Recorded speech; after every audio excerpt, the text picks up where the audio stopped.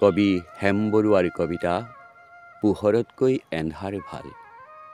সময় বলুকা ৰাশিত পদচিহ্ন ৰখাৰ উন্মাদ বাসনা আমাৰ নাই। আমি বুৰঞ্জীৰ শিলাখণ্ডৰ জীৱন্ত ফচিল। হেৰা শকুন্তলা, তোমাৰ চকুৰ শেৱালি পাহিত দুষ্মন্তৰ চুমাৰ চেকা। কোৰিয়াত জৰাখণ্ডৰ কংকাল, এছিয়াৰ আকাশ আগুৰি শগুনৰ জাক। আমি জীয়াই আছো যুগৰ সীমান্তত, প্ৰাচীন নাবিকৰ জকা।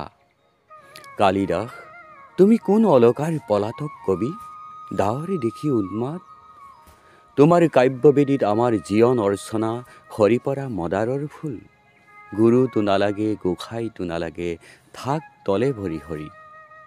ৰজাই ৰজাই ৰণবিগ্ৰহ তীখাৰ আস্ফালন, আমি খাণ্ডৱ দাহ অগ্নিশিখাৰ পুৰি ছাই হোৱা বিৰিণাৰ ফুল।